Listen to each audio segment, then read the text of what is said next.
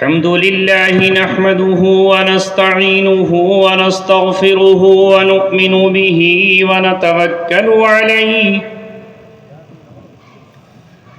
ونعوذ بالله من شرور أنفسنا ومن سيئات أعمالنا من يهده الله فلا مضل له ومن يضلله فلا هادي له ونشهد أن لا إله إلا الله وحده لا شريك له ونشهد أن سيدنا وسندنا وشفيعنا وحبيبنا ومولانا محمدا عبده ورسوله أرسله بالحق بشيرا ونذيرا وداعيا إلى الله بإذنه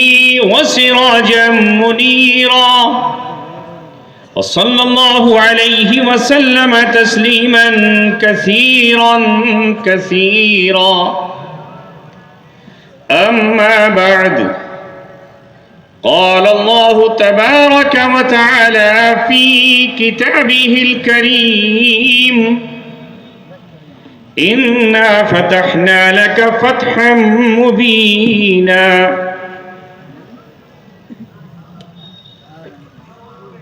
صدق الله العلي العظيم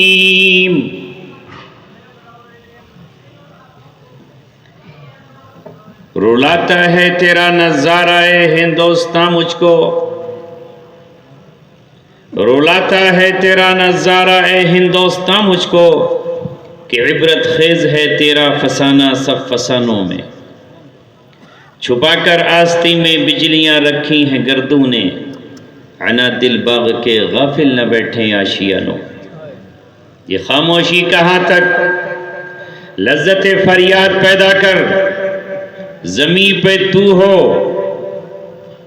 زمین پہ تو ہو، صدا تیری ہو آسمانوں میں۔ نہ سمجھو گے تو مٹ جاؤ گے ہندوستان والو، تمہاری داستان تک بھی نہ ہوگی داستان۔ آج اس عظیم الشان اجلاس میں پہنچ کر دل شکر کے جذبات سے لبریز ہے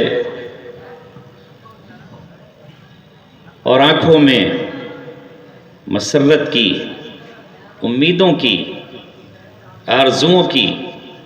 نہ جانے کتنی شمعیں روشن ہو چکی ہیں۔ اور میں اس پورے اجلاس عام میں تشریف فرما ملت کے نوجوانوں کو، بزرگوں کو،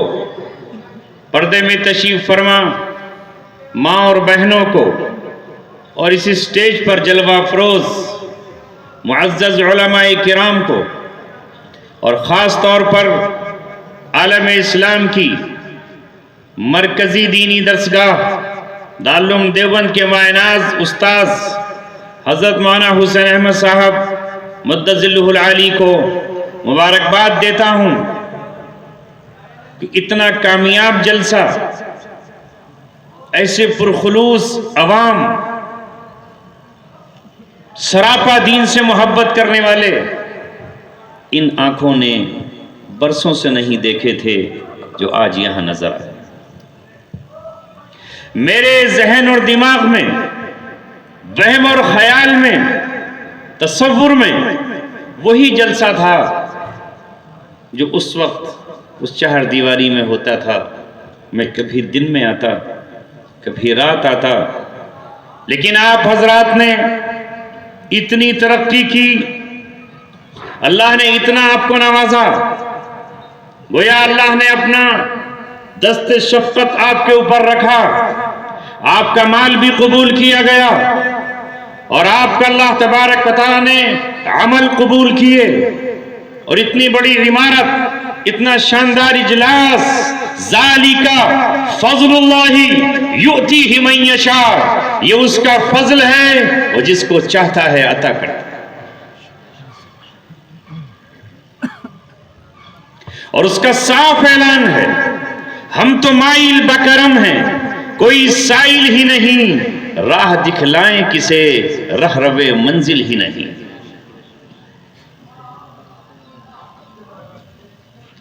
آپ حضرات نے قدم بڑھائے اور سچ کہا ہے کسی شاعر نے، جو منہ تکتا رہے محفل میں وہ ناکام ہوتا ہے، جو منہ تکتا رہے محفل میں وہ ناکام ہوتا ہے، اٹھا لے جام بڑھ کر جو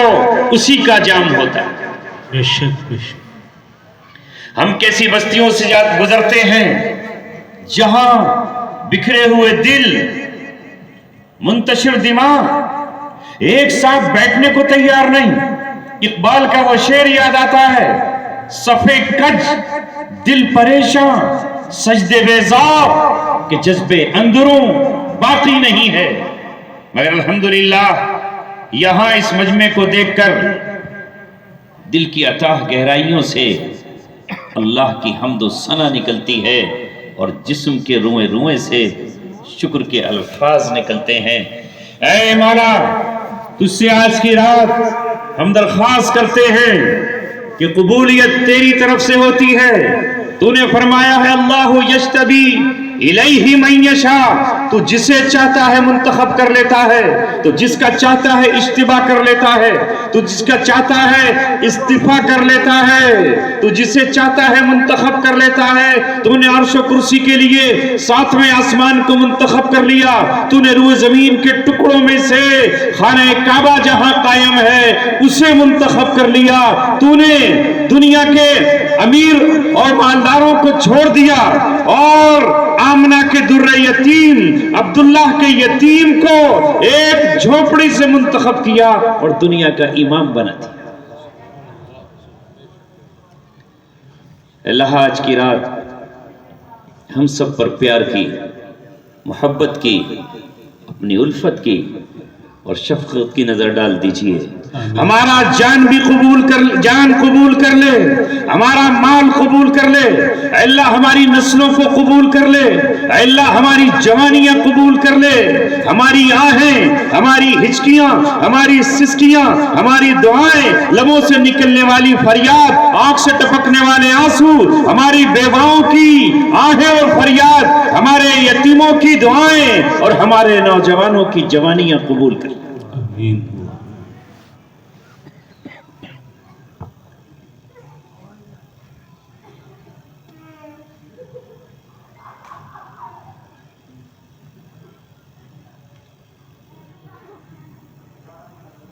میرے عزیزوں اور ساتھیوں،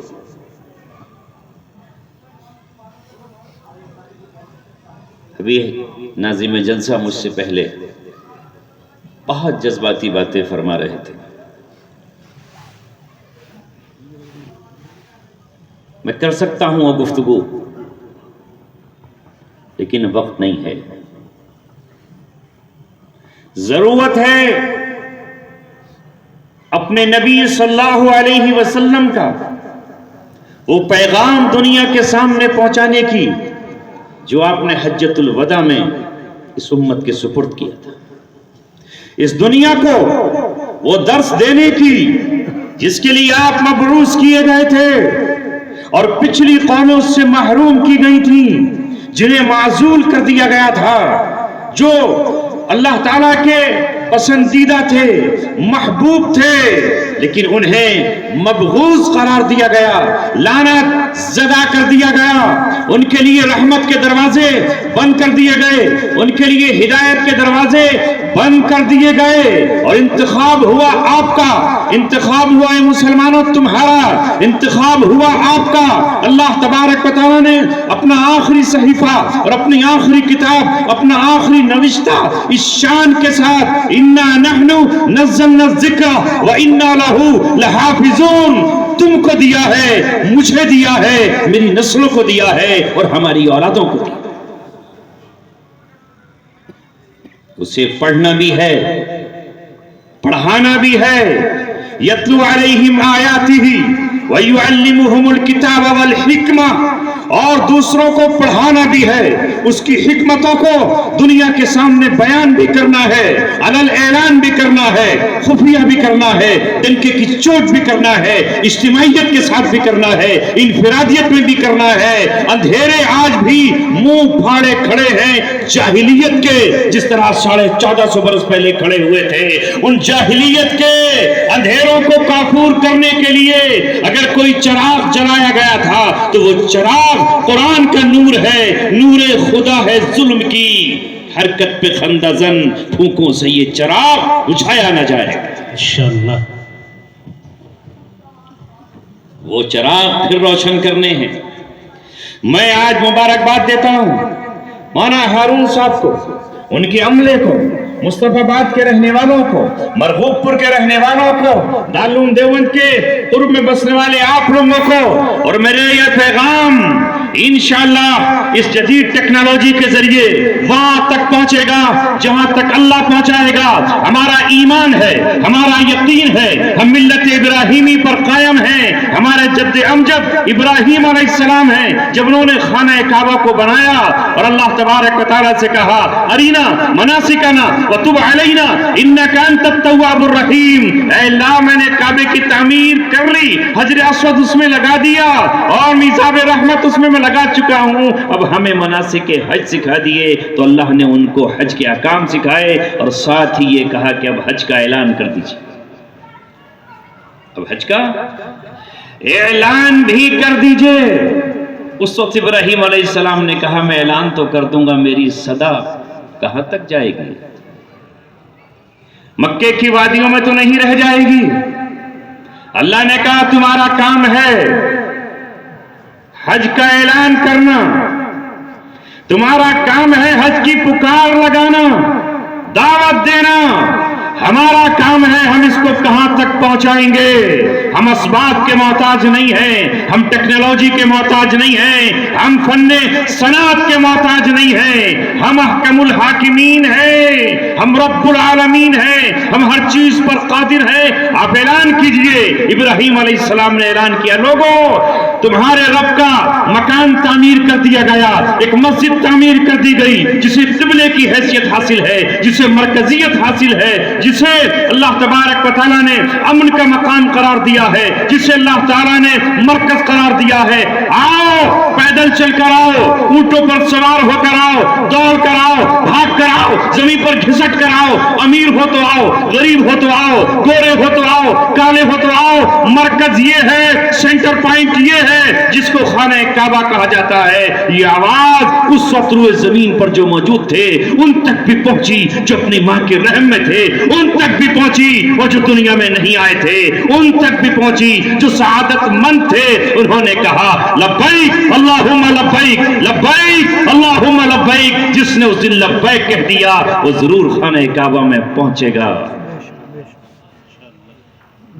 تو یہ آواز اللہ جہاں چاہے گا وہاں تک پہنچے گی،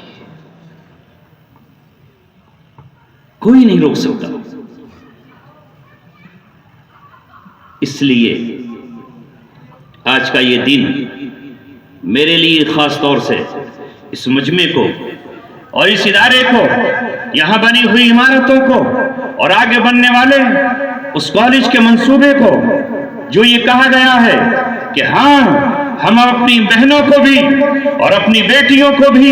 ایجوکیٹڈ بنائیں گے، تعلیم یافتہ بنائیں گے، ان کے ہاتھوں میں ہم قلم دیں گے، ان کے ہاتھوں میں ہم ورق اور کتاب دیں گے۔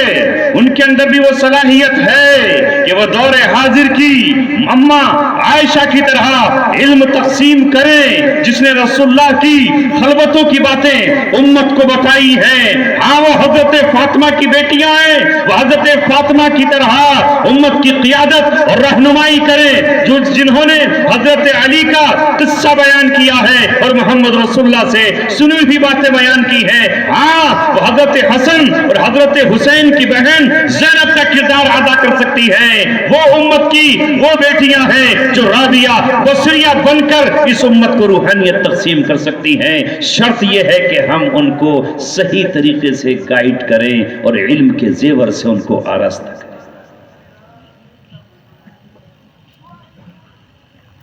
یہ مال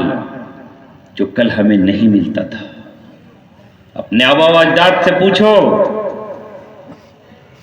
تن چھپانے کو کپڑے نہیں ہوتے تھے، چلنے کے لیے سواریاں نہیں تھیں، پیروں میں آبلے اور چھالے پڑ جاتے تھے،